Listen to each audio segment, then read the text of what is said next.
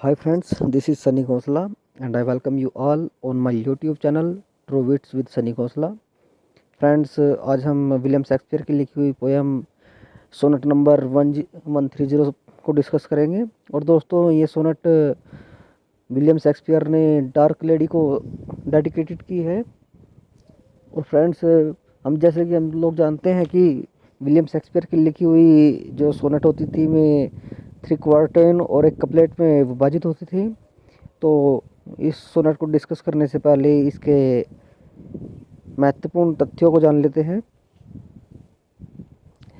Sonnet number 130 is also known my mistress eyes are nothing like the sun, यानी कि जो sonnet number 130 है उसे हम my mistress eyes are nothing like the sun के नाम से भी जानते हैं। It was written by William Shakespeare और यह है सोनेट विलियम शेक्सपियर के द्वारा लिखी गई and it's a part of his dark lady sequence, और यह उनके डार्क लेडी सीक्वेंस का एक हिस्सा है।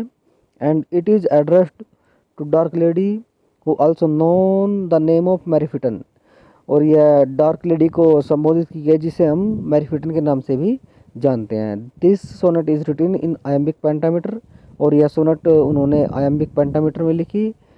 It's rhyming scheme is A B C D E F और जी, और इसकी जो राइमिंग स्कीम है वो है A B C D E F और जी। तो दोस्तों ये थे इस पोएम के महत्वपूर्ण तथ्य। चलिए अब सोनेट को लाइन बाय लाइन डिस्कस करते हैं।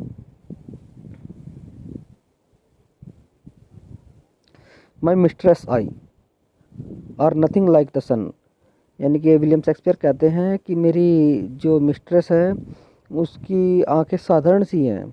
उसकी आंखें ऐसा नहीं है कि सन की तरह चमकदार हो या उसमें कोई अधिक आकर्षण हो। Coral is far more red than her lips red, और ऐसा भी नहीं है कि उसके लिप्स इतने लाल हैं या उसके होठ इतने मधुर हैं कि उन वे जो कोरल नाम का पत्थर होता है, जो मूंगा पत्थर होता है, कि वे उससे भी अधिक लाल हैं। If snow be white why then her breasts are dun, और ऐसा भी नहीं है कि उसका रंग इतना साफ है कि मैं उसकी तुलना बर्फ़ से करूं, यानी कि वाइट जो स्नो होती है उससे मैं उसका रंग की तुलना कर सकूं। इफ़ हेयर्स बी वायर्स, हाँ अगर जो हेयर्स हैं वो उसके वायर्स की तरह हैं, यानी कि उसके जो हेयर्स हैं अगर वो वायर्स होते हैं, black wires grow on her head, और ऐसा भी नहीं है कि उसके सर पर जो काले काले बाल हैं उनकी तुलना में किसी वायर से करूं, या ऐसा कह दूं कि उसके सर पर काले वायर्स उगते हैं, काले तार उगते हैं।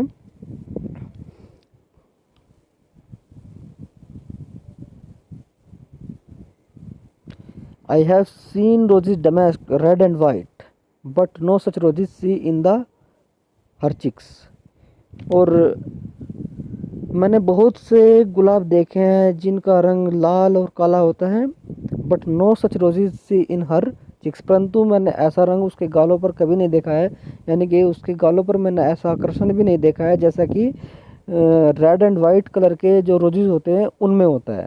And in some perfumes is there more delight than in the breath that from my mistress reeks, और मैंने उसकी सांसों में जो खुशबू है वो भी महसूस की है, और ना ही उसमें ऐसी कोई ख़ास सुगंध है जैसी कि आनंदित कर देने वाले परफ्यूम्स में होती है। यानी कि जो उसकी मेरी मिस्ट्रेस है उसकी जो सांसें हैं उसमें इतनी मदहोश कर देने वाली खुशबू भी नहीं है जितना कि परफ्यूम्स में होती है।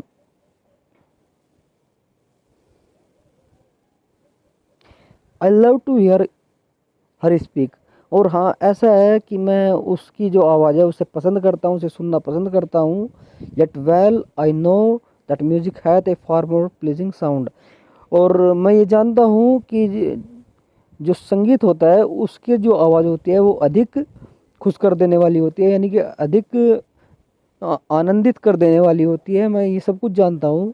आई ग्रांट, और मैं मानता हूँ आई नेवर सा ए गोडेस को, कि मैंने कभी भी किसी गोडेस को चलते हुए नहीं देखा है, कभी भी किसी परी को जाते हुए नहीं देखा है। My mistress when she walks tread on the grounds, और मेरी मिस्ट्रेस जो है जब वह चलती है तो ऐसा लगता है कि वह ज़मीन से ही जुड़ी है, यानी कि वह ज़मीन पर रहती है और ज़मीन से ही जुड़ी है और आम इंसानों की तरह ही वह चलती है।